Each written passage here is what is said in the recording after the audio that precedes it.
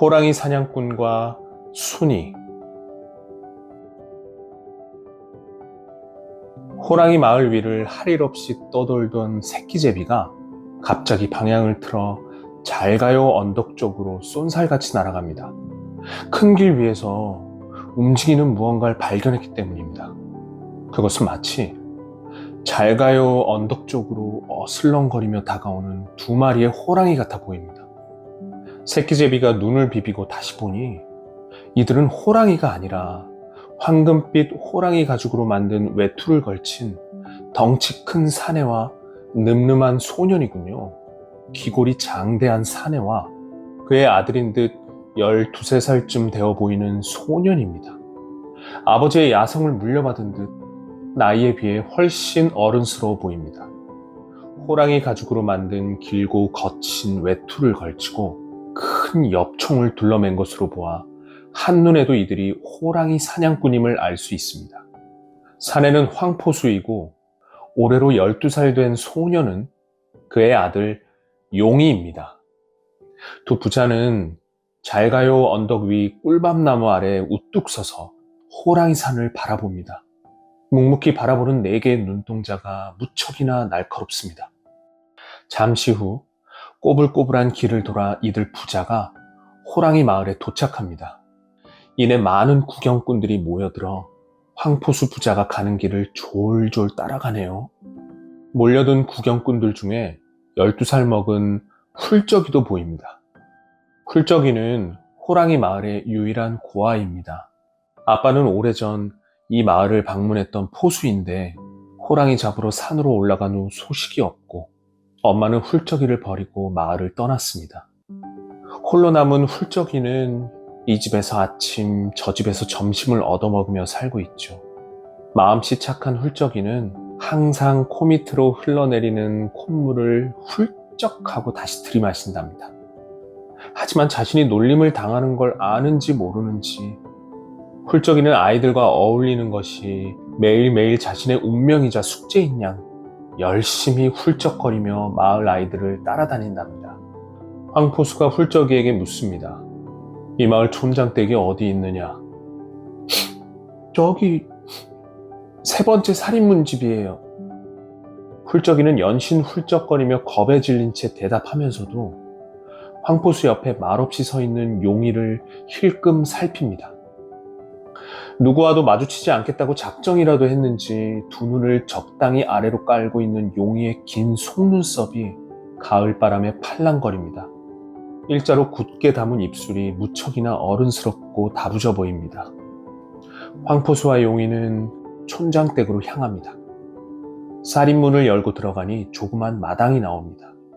체구가 작고 나이 많은 촌장님이 손님들을 맞아들입니다.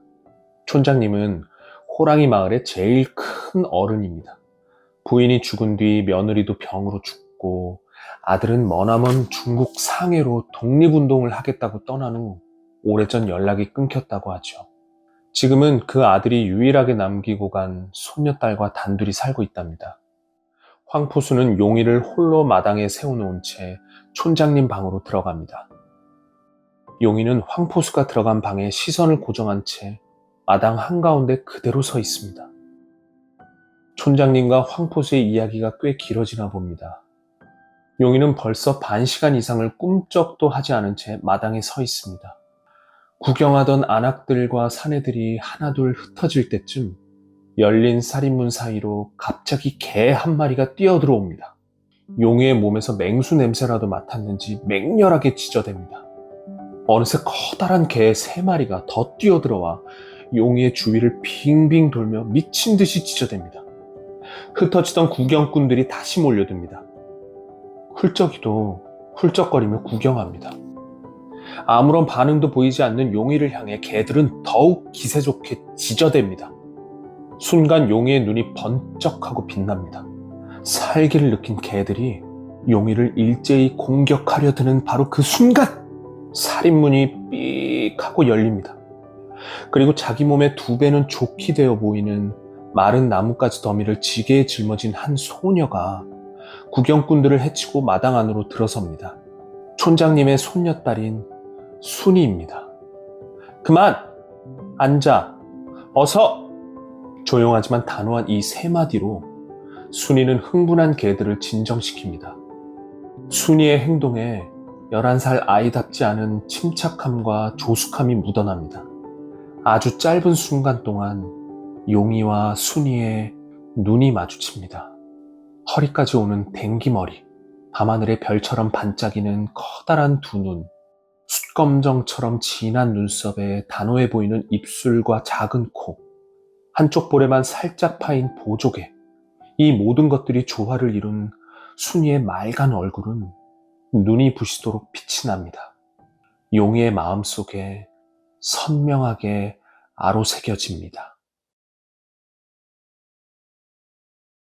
오세요 종이 울리면. 순이가 처음으로 용인의 움막에 놀러 왔습니다. 나무 조각을 하는 용이 옆에 서서 구경하고 있네요. 손에는 달걀 3개를 들고 있습니다. 새 아이들은 움막 앞에 나란히 앉아 순이가 가지고 온 달걀을 사이좋게 나눠 먹습니다. 만난 달걀을 먹고 기분이 좋아진 훌쩍이가 용이와 순이를 어디론가 데리고 갑니다. 어느 누구에게도 가르쳐주지 않은 자신만의 오래된 비밀 장소이죠. 잘가요 언덕 밑 긴 풀에 가려져 있는 비밀 동굴입니다. 좁은 입구에 비해 굴 안은 아이들 3명이 넉넉히 앉을 만큼 넓습니다. 다 해졌지만 소미불도 있고 베개도 있습니다. 구멍난 솥단지 안에는 꿀밤이 가득 들어 있습니다. 용이야, 이것 좀 봐. 너 혹시 이게 뭔지 아니? 훌쩍이가 자기 머리통보다도 커다란 쇳덩어리를 들어 보입니다. 꽤 무거운지 낑낑대는 훌쩍이의 양손에 조금 더럽지만 아직 녹슬지 않은 노란빛을 잔뜩 머금은 종이 둘려 있습니다. 용이는 10살 때 저 멀리 남쪽 북한산 자락을 지나면서 이것과 비슷한 종을 본 적이 있습니다. 이건 종이라는 거야. 이걸 치면 사람들이 모여들어. 사람들이 왜 모여들어? 몰라. 그냥 모여들어. 밥 주나? 달걀 주면 제일 좋겠다. 순이도 생전 처음 보는 종을 조심스레 어루만져 봅니다. 아이들은 이 종을 잘가요 언덕 위 꿀밤나무 가지에 매달기로 했습니다. 용이가 움막으로 뛰어가 밧줄을 구해옵니다. 그러곤 밧줄 한쪽 끝을 입에 물고 아름드리 꿀밤나무를 기어오르기 시작합니다. 조심해 용이야. 그 소리를 들은 용이 가슴이 콩콩 빠르게 뛰기 시작합니다. 순이가 제 걱정을 해주기 때문입니다. 용이는 누군가가 자기를 걱정해 주는 것이 이렇게 가슴 설레는 일이란 걸 오늘에서야 처음 알게 되었습니다. 어른 키 2배쯤 되는 높이까지 기어 올라간 용이가 이번엔 굵은 가지 하나에 올라타더니 앞으로 전진합니다. 그러자 꿀밤나무에서 꿀밤들이 우두둑 떨어집니다. 순이는 꿀밤들을 한아름 주워 담습니다. 잠시 후 잘가요 언덕 꿀밤나무 위에 노란 종이 달립니다. 어느새 나무에서 내려온 용이가 종을 칠 수 있도록 밧줄을 매달아 땅에서도 손이 닿을 만한 곳까지 늘어뜨려 놓습니다. 아이들은 이 종을 오세요 종이라고 부르기로 했습니다. 종을 치면 사람들이 모인다고 용이가 가르쳐 주었기 때문입니다. 용이와 훌쩍이와 순이가 동시에 밧줄을 잡고 힘차게 흔들기 시작합니다. 종소리가 온 마을에 울려 퍼집니다. 오세요, 어서 오세요. 잘가요 언덕에 오세요 종소리가 이제 막 노을이 물드는 하늘로 올라갑니다. 그렇게 또 호랑이 마을의 하루가 저물어 갑니다.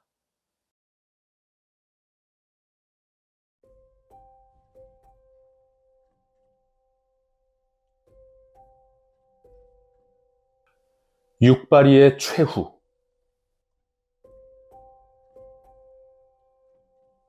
황푸수와 용이가 산에서 내려온 날 밤, 마을 공터에서는 오랜만에 잔치가 벌어졌습니다.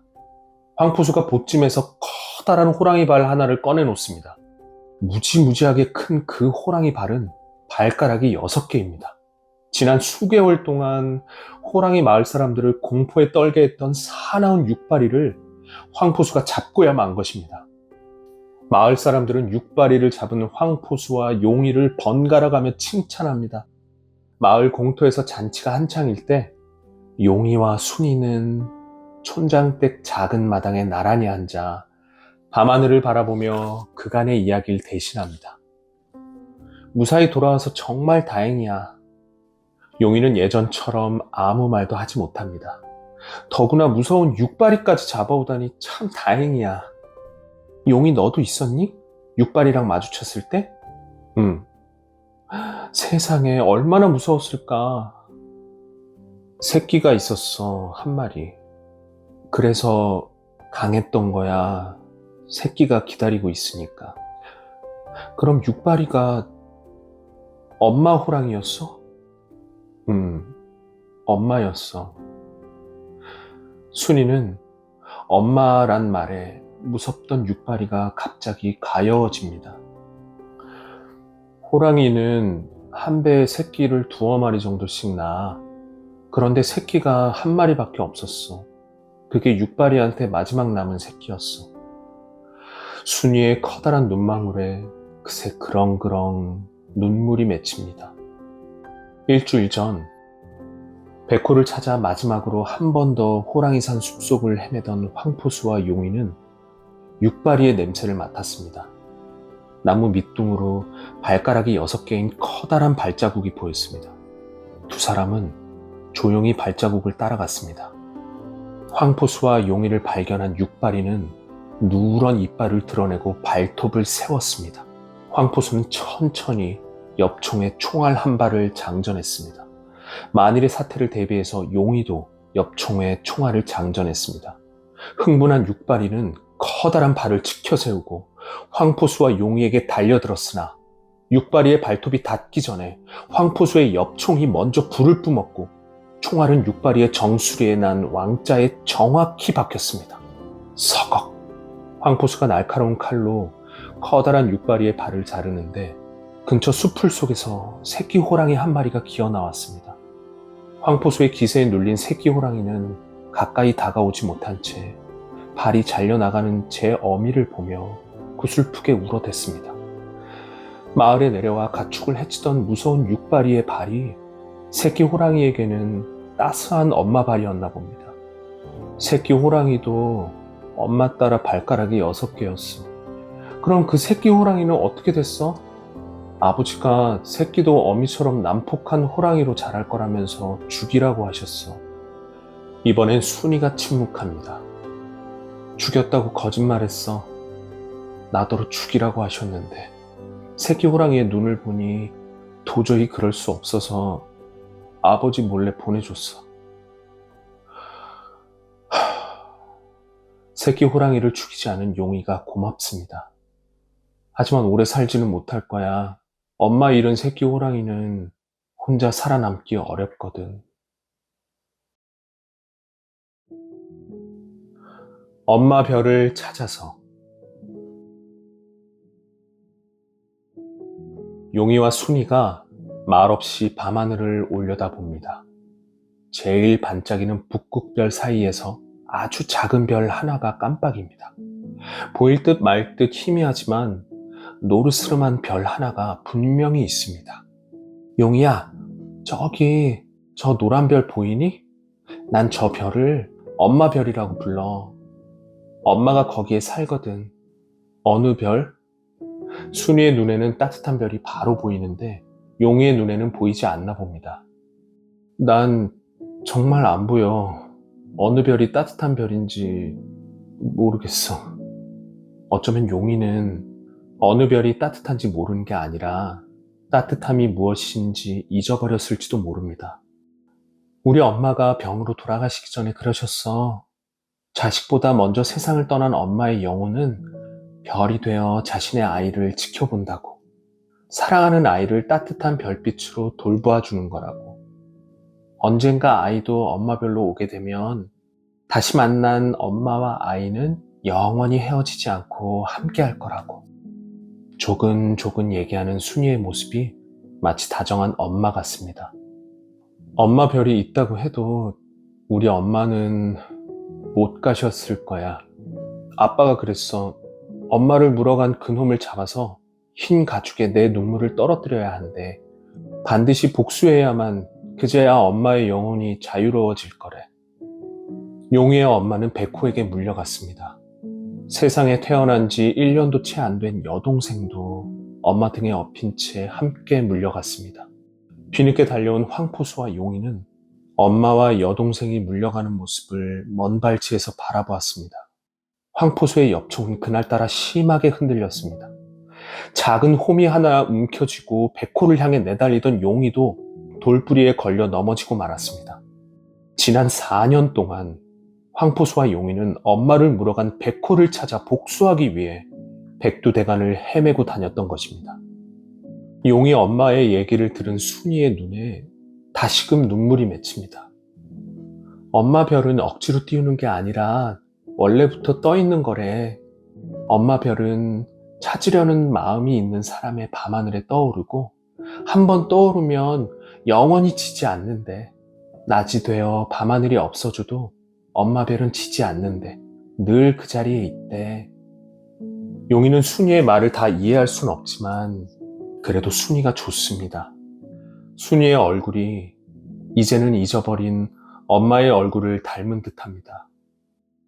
그럼 나는 꼭 백호를 잡아 복수해서 너희 엄마별 옆에 우리 엄마별을 띄울게. 용이야, 언젠가 우리가 어디에 있든지 같은 엄마별을 바라볼 수 있다면 좋겠다. 두 아이가 다시 물끄러미 밤하늘을 바라봅니다. 엄마별의 따뜻한 노란빛이 두 아이를 포근히 감싸줍니다.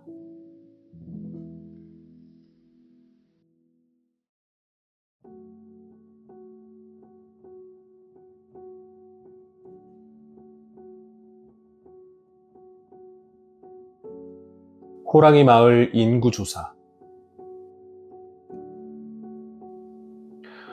안녕하십니까. 저는 대일본 제국군 747 부대 지휘관 대위 가조 마제다라고 합니다. 저와 저희 부대원들은 이곳 호랑이 마을의 인구조사를 즉시 실시하고 임시 주둔하라는 명령을 하달받고 군 작전을 수행 중입니다. 이곳 주민들의 성별, 나이, 이름, 재산 소유 상황 등을 조사하는 것입니다. 마을 사람들은 이해하지 못합니다. 이웃집에 숟가락이 몇 개 있는 것까지 서로 알고 있는 호랑이 마을 사람들은 인구조사라는 말을 처음 들어보기 때문입니다. 조사와 관리의 다른 말이 통제라는 것을 모르기 때문입니다. 다시 긴 침묵이 흐릅니다. 저희 부대가 주둔해 있는 동안 불편한 점이 있겠지만 양해해 주시기 바랍니다. 불필요한 사역이나 노역에 주민들을 동원하지 않을 것이며 부대원들이 마을 아녀자들을 괴롭히거나 희롱할 경우 엄벌에 처하도록 하겠습니다. 저와 저희 부대원들은 조선인들을 존중합니다. 조선인들을 존중한다는 말을 일본 사람, 그것도 일반인이 아닌 일본군 장교 입으로 들은 마을 사람들은 뭔가 어리둥절합니다. 그동안 소문으로만 들어왔던 악랄한 일본군과는 많이 다르기 때문입니다. 촌장님이 그제야 입을 엽니다. 호랑이 마을에 온 것을 환영합니다. 감사합니다. 그리고 죄송하지만 물 좀 주실 수 있겠습니까? 마을 어른들 사이로 샘무리를 업은 순이가 물이 가득 담긴 사발 2개를 나무 판자에 받쳐들고 조용히 나타납니다. 가져오는 무심코 순이를 본 순간 아름다움에 허를 찔린 사람처럼 청순하고 단아한 순이의 모습에 할 말을 잊고 시선을 멈춥니다. 가져오는 생전 처음 느끼는 감정에 당혹스럽습니다. 감사합니다. 그런데 제가 아니라 밖에서 기다리는 우리 병사들에게 먼저 물을 주었으면 합니다. 감사합니다. 해가 뉘엿뉘엿 슬금슬금 호랑이산 너머로 넘어갑니다.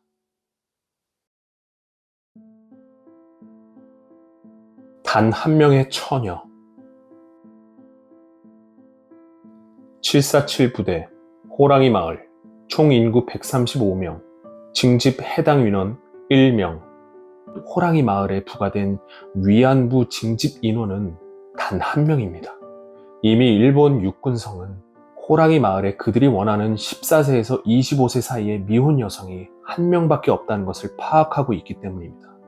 가즈오가 자기 손으로 호랑이 마을의 인구조사 보고서를 써서 상급 부대에 제출했으니까요. 위안부로 강제 징집 대상이 된 한 명의 처녀, 바로 촌장님의 손녀딸 순이입니다. 가즈오는 공문을 구겨서 던져버리고 천막 밖으로 뛰쳐나갑니다. 비바람과 함께 터지는 천둥 소리가 마치 살갗이 찢기고 영혼이 짓밟히는 어린 조선 소녀들의 비명 같습니다. 그 소리는 한 사람의 비명이 아닙니다. 수백, 수천 갈래의 비명입니다. 지옥에서 영혼이 타들어가는 소리입니다. 그 여러 갈래의 비명 가운데 순이의 비명도 섞여 있습니다. 가즈오는 양손을 들어 자신의 귀를 막습니다. 빗물과 눈물이 섞여 가즈오의 양뺨을 타고 하염없이 흘러내립니다. 어떻게 해야 하나요? 이 죄를 어떻게 감당해야 하나요? 가즈오는 정신 나간 사람처럼 혼잣말을 되냅니다. 비가 옵니다. 어린 처녀들이 너무 가여워 하늘이 웁니다. 하늘이 흘린 눈물은 굵은 빗방울이 되어 백두산을 적십니다. 인간이길 포기한 자들의 만행에 하늘도 노한 듯 인간이 밟고 있는 땅덩어리를 모조리 날려버릴 기세로 바람이 거세게 불어옵니다.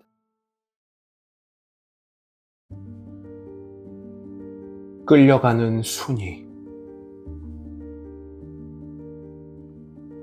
병사들이 순이를 끌고 가려는 순간 마을 사람들 뒤쪽에서 한 노인의 목소리가 들립니다. 잠깐 멈추시오.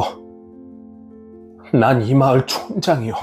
쌀을 달라면 쌀을 주고 노역을 하라면 노역을 하겠소. 하지만 우리 순이든 누구든 어린 처녀들을 데려가는 것만은 안 될 말이오. 다케모노가 천천히 고개를 돌려 촌장님과 깡마른 체격에 빈 지게를 짊어지고 훌쩍거리며 서 있는 청년을 쏘아봅니다. 박순이는 우리 대일본 제국군의 선택을 받아 영광스러운 임무를 수행하기 위해 특별히 징발된 자요. 알고 있소. 난 알고 있소. 당신들이 저 아이를 어디로 데려가서 무슨 일을 시키려는 것인지 알고 있단 말이오. 제발 부탁이오. 그것만은 하지 말아주시오. 내 이렇게 빌겠소. 제발 순이를 그 지옥으로 데려가지 마시오. 살려주시오. 잠자코 지켜보던 다케모노 중좌가 허리춤에 차고 있던 권총집에서 권총을 빼듭니다. 지옥이라고 했나. 대일본 제국과 천황폐하를 모독하는 발언을 하는 사람은 즉결 처분당할 수 있다는 걸 모르나. 일촉즉발의 상황입니다. 바로 그 순간 할아버지 저 괜찮아요. 제가 갈게요. 순이야, 아무 말씀 마세요. 저만 가면 되잖아요. 제가 갈게요. 할아버지, 샘물이 하루에 3번씩 두 눈을 엄지손가락으로 꾹꾹 눌러주셔야 해요. 아프다고 울더라도 꼭이요. 그리고 할아버지도 저 없어도 밥 잘 드시고 잘 지내셔야 해요. 저 금방 돌아올게요. 안 돼. 못 데려가. 니들이 도대체 뭔데 순이한테 이리 가라 저리 가라 하는 거야? 다 가. 가버려 너희들.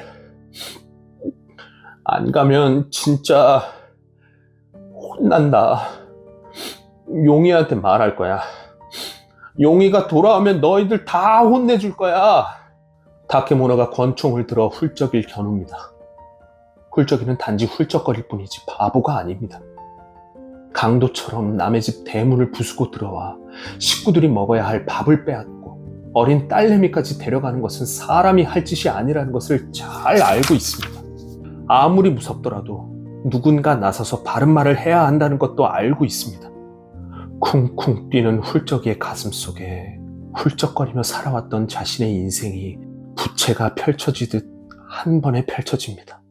보고 싶은 아빠, 너무 보고 싶은 엄마, 무서웠던 육발이, 불쌍한 순이, 기다리고 기다리던 용이. 다케모노의 권총이 불을 뿜습니다. 훌쩍이의 깡마른 몸이 죽은 소나무가 쓰러지듯 땅바닥으로 무너져 내립니다. 훌쩍이의 가슴에 스며든 사랑하는 이들이 잘 가요 언덕 위에서 길 떠나는 훌쩍이를 향해 정겹게 외쳐줍니다. 잘 가요. 잘 가세요. 그렇게 훌쩍이는 먼 길을 떠납니다. 그리고 훌쩍이는 더 이상 훌쩍거리지 않습니다.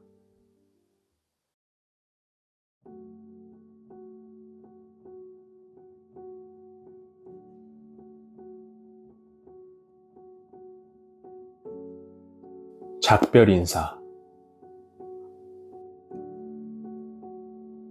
촌장댁 안방에서 7년 만에 돌아온 용이가 촌장님을 만나고 있네요. 황포수는 3년 전에 시베리아에서 돌아가셨습니다. 자네는 왜 돌아왔는가? 순이를 대신해서 작별 인사를 드리러 왔습니다. 그 아이한테 무슨 일이 벌어졌는지 알고 있는가? 네, 알고 있습니다.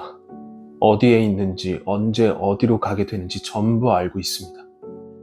호랑이산 깊은 골짜기에 아버지와 제가 지어놓은 움막이 하나 있습니다. 우선 그곳으로 순이를 데리고 가겠습니다. 자네 혼자서 수많은 군인들과 싸우려 하는가? 네. 깊은 한숨을 내신 촌장님이 더듬더듬 용이의 손을 찾습니다. 용이가 거칠고 커다란 손을 내밀어 촌장님의 마른 손을 잡아드립니다. 우리 순이를 부탁하네. 순이를 만나면 샘물이는 잘 보살피고 있으니 걱정 말라고. 내 걱정도 하지 말고 먼저 살 길을 찾으라고 전해주게. 네. 촌장님의 이야기를 들으며 용이가 잠들어 있는 샘물이를 바라봅니다. 서걱.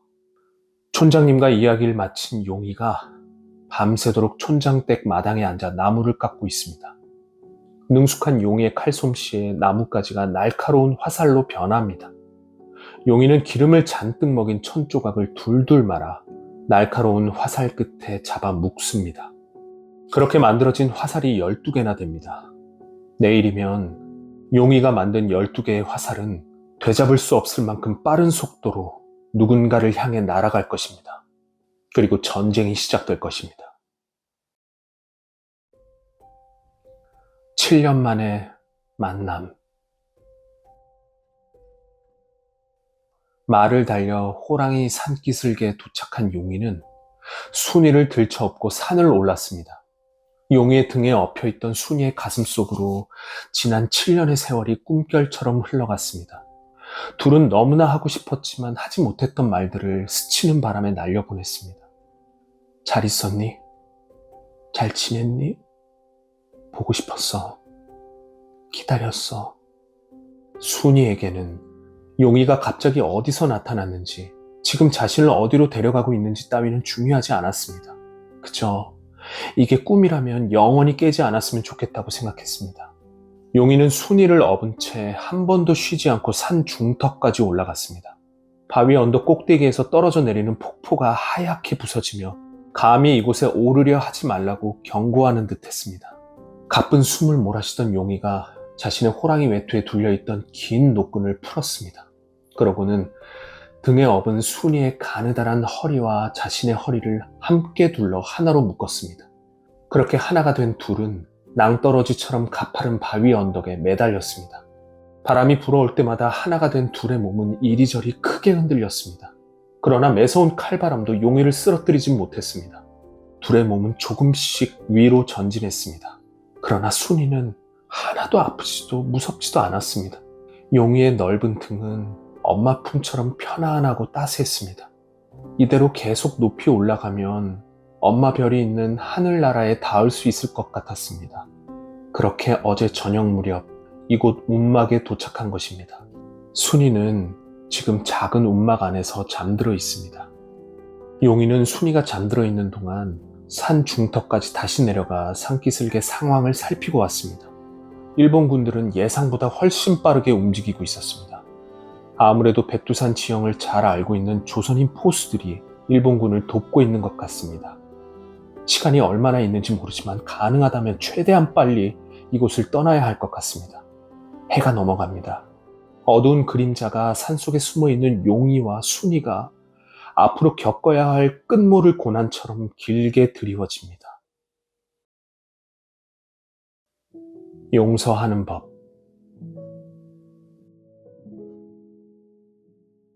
붉은 소나무 숲속 움막 마당에 두 사람이 나와 있습니다. 아주 오랜 세월 동안 서로를 기다렸던 두 사람입니다. 둘은 옛날에 촌장댁 마당에 나란히 앉아 올려다 보았던 밤하늘을 바라봅니다. 오랜 세월이 흘러 많은 것이 변했지만 별들은 하나도 변하지 않았습니다. 순이는 따스한 빛을 발하는 엄마 별을 바라봅니다. 엄마가 아무 말 없이 순이를 쓰다듬어 주는 것 같습니다. 아까 낮에 산 중턱까지 내려갔다 왔는데 일본군들이 호랑이 마을에 모여 있었어. 이곳에 오래 머무를 수는 없을 것 같아. 많이 힘들었지? 용이는 침묵합니다. 순이는 알고 있습니다. 용이의 침묵은 소리 없는 울음이라는 것을. 그 옛날 지리산에서 엄마와 동생을 가슴에 묻고 침묵해야 했던 어린 용이, 시베리아 벌판에서 죽은 아빠를 가슴에 묻고 다시 침묵했던 가여운 용이. 난 힘들 땐 엄마 별에게 힘들다고 말했어. 용이 네가 보고 싶을 때도 엄마 별에게 말했어. 그렇게 얘기하다 보면 마치 엄마가 내 옆에 있는 것처럼 따뜻해졌어. 용이야, 넌 힘들 땐 어떻게 했니? 그냥 참았어. 힘이 들 때는 그냥 참았다는 용이의 대답에 순이는 그만 눈물을 떨어뜨리고 맙니다. 용이야, 이제 그만 백호를 용서해주면 안 되겠니? 용이가 다시 침묵합니다. 소리 없이 울고 있는 것입니다. 용이도 이미 알고 있습니다. 어린 기억 속에 버티고 있는 백호는 어떤 총과 칼로도 잡을 수 없는 신기루가 되어버렸다는 것을 이미 깨닫고 있었습니다. 난 네가 백호를 용서해주면 엄마 별을 볼 수 있게 될 것 같아. 모르겠어. 용서를 어떻게 하는 건지. 용이의 입에서 처음으로 용서라는 말이 흘러나옵니다. 상대가 빌지도 않은 용서를 어떻게 해야 하는지 모르겠어. 용서는 백호가 용서를 빌기 때문에 하는 게 아니라 엄마 별 때문에 하는 거야. 엄마 별이 너무 보고 싶으니까. 엄마가 너무 소중하니까. 잠잠히 순이의 말을 듣고 있던 용이의 눈동자에 밤하늘의 별들이 가득 차 있습니다. 용이가 그 눈동자로 말없이 순이의 얼굴을 바라봅니다.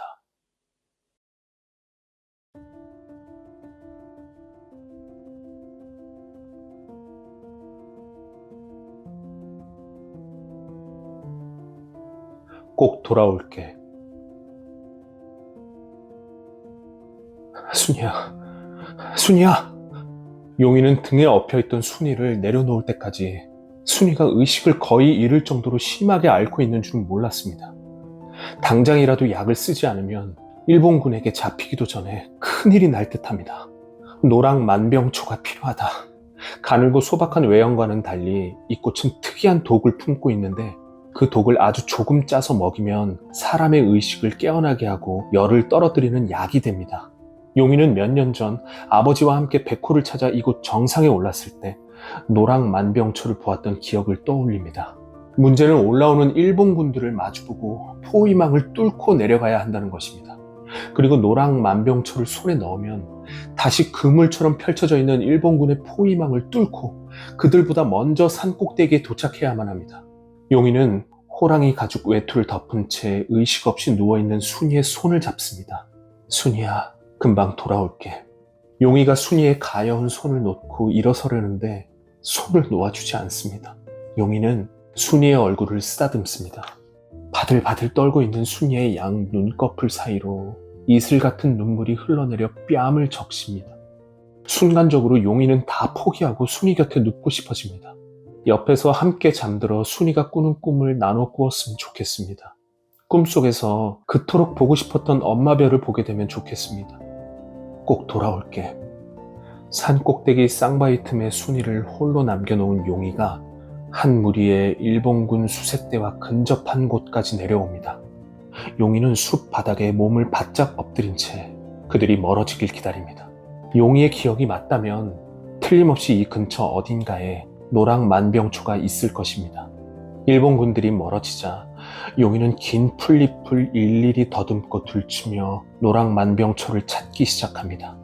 마침내 긴 풀잎을 걷어낸 곳에서 노랑 만병초가 가냘프면서도 수줍은 얼굴을 드러냅니다. 찾았습니다. 뿌리째 파낸 노랑 만병초 한 포기를 가슴에 소중하게 버듬어 안고 산꼭대기를 향해 발을 떼는 순간 철커덩 용이가 그 자리에 우뚝 멈춰서 버립니다. 용이의 얼굴이 순식간에 고통으로 일그러집니다. 일본 군들이 숨겨놓은 호랑이 덫에 왼쪽 다리가 걸린 것입니다. 날카로우면서도 육중한 쇠꼬챙이들이 용이의 왼쪽 정강이 근육을 찢고 뼈를 부수며 죄어옵니다. 순이가 누워있는 산꼭대기 쌍바위 틈 사이로 그림자 하나가 얼씬거립니다. 땀에 흠뻑 젖은 그는 다름 아닌 가즈오입니다. 점점 옥죄어오는 일본군들에게서 달아나기 위해 가즈오는 무작정 낭떠러지 위에 나 있는 좁은 돌길로 뛰기 시작합니다. 지금 가즈오의 머릿속에는 순이를 탈출시켜야 한다는 생각 하나뿐입니다. 용이는 그 자리에서 꼼짝도 못한 채 그대로 서 있습니다. 왼쪽 다리가 산산이 부서진 것이 확실합니다. 조금만 움직여도 뼈를 뚫고 박혀있는 쇠꼬챙이들이 신경을 찢는 것 같습니다. 용이는 자신의 양 손가락을 펴서 맞물려 있는 쇠꼬챙이들 사이에 집어넣습니다. 힘을 주면 줄수록 용이의 손가락들마저 날카로운 쇠꼬챙이에 베어 피가 흐릅니다. 안간 힘을 쓰는 용이의 붉어진 눈에 눈물이 고입니다. 양손이 피로 범벅이 될 때쯤 쇠덫 사이가 조금씩 벌어지기 시작합니다. 가즈오를 제일 먼저 발견한 것은 사냥개들입니다. 순이를 안고 달리던 가즈오가 뒤를 돌아봅니다. 이빨을 드러내고 자신을 향해 맹렬하게 달려오는 사냥개 2마리가 시야에 들어옵니다. 그 뒤로 자신을 정조준하고 있는 이케다 중자와 병사들의 모습도 보입니다. 이제 끝인가 봅니다. 그래도 가즈오는 달아나는 발걸음을 잠시도 멈추지 않습니다. 아직 할 말이 남아있기 때문입니다.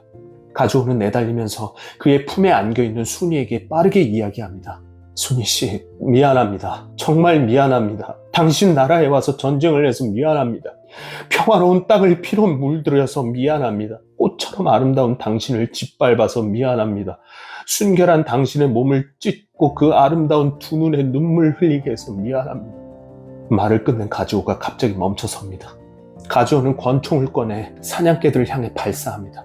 맹렬하게 짖던 사냥개들이 조용해집니다. 가즈오는 순이를 돌바닥 위에 고이 내려놓습니다. 순이씨, 정말 미안합니다. 가즈오의 마지막 말이 끝나기 무섭게 그를 향한 총구들이 일제히 불을 뿜습니다. 총알 세례를 받은 가즈오의 몸이 고목처럼 쓰러집니다. 잠든 가즈오의 얼굴 위로 물방울들이 또도독하고 떨어집니다. 하늘에 떠있던 새끼제비가 흘리는 눈물방울입니다. 안개에 휩싸인 백두산. 일본군 병사가 돌바닥에 누워있는 순이의 얼굴에 수통에 물을 붓습니다. 열에 들뜬 순이가 조금이나마 의식을 되찾습니다. 조선놈은 어디 있나? 순이는 대답이 없습니다. 이케다는 주저없이 큼지막한 손바닥으로 순이의 뺨을 때립니다.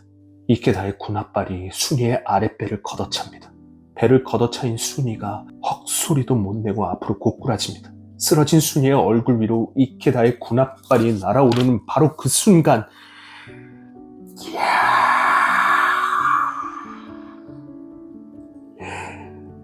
바위를 쪼개버릴 듯한 포효가 들립니다.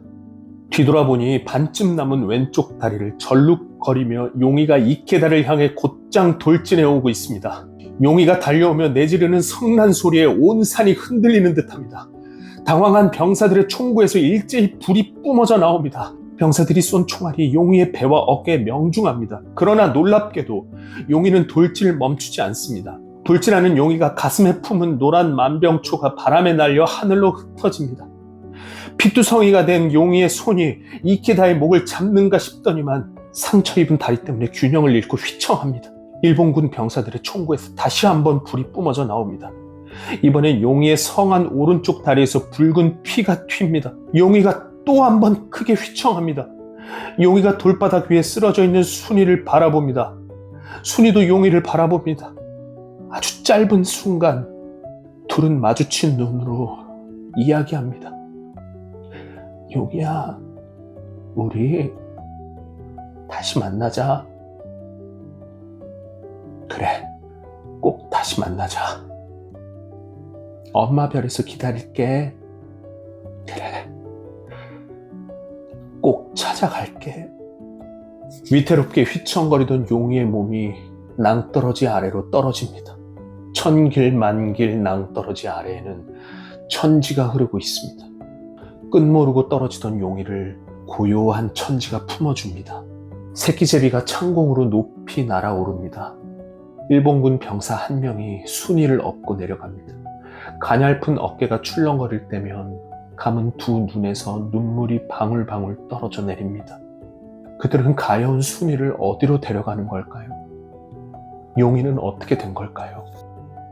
사방에서 뿜어져 나온 짙은 안개가 순식간에 백두산 산꼭대기를 덮어버립니다. 순이도, 용이도, 일본군도, 새끼제비도, 더 이상 아무도, 그 무엇도 보이지 않게 되었습니다.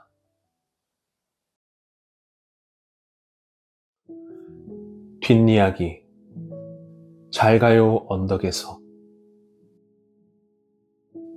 내 이름은 순이입니다. 고향은 호랑이 마을입니다. 70년 만에 필리핀의 한 작은 섬에서 발견된 순이 할머니가 지난달 대한민국에 오셔서 하신 첫 마디입니다. 잘 가요 언덕 위에는 아름드리 꿀밤나무가 그대로 서 있습니다. 잡초밭으로 변한 언덕 바닥에 훌쩍이 무덤은 더 이상 보이지 않습니다. 순이 할머니가 팔을 뻗어 꿀밤나무를 만져봅니다. 순이야, 용이야, 놀자. 훌쩍이가 살아있었다면 고향을 다시 찾은 할머니를 위해서 오세요 종을 반갑게 쳐주었을 겁니다. 순이 할머니, 저 기억하시겠습니까? 순이 할머니가 돌아본 곳에 고운 한복을 단정히 차려입은 할머니 한 명이 서 있습니다. 저 기억나십니까? 샘물이에요. 샘물이 맞습니다. 제가 샘물이에요. 할머니가 키워주고 눈도 뜨게 해주셨잖아요. 이거 할머니 거예요.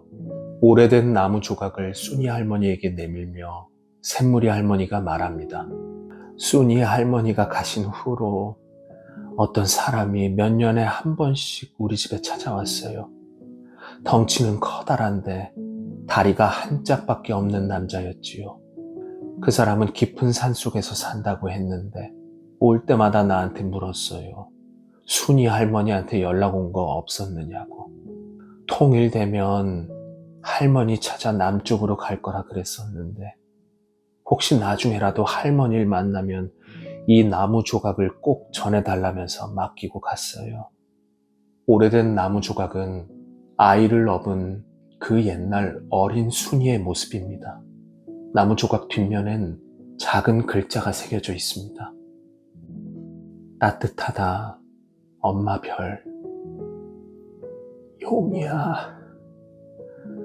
순이 할머니는 그제야 하염없이 눈물을 흘리며 나무 조각을 천천히 품에 끌어안습니다. 순이 할머니가 고개를 들어 하늘을 바라봅니다. 파란 하늘을 가르며 제비떼가 날아갑니다. 제비들은 어디엔가 있을 따스한 남쪽 나라를 찾아 멀리 멀리 날아갑니다.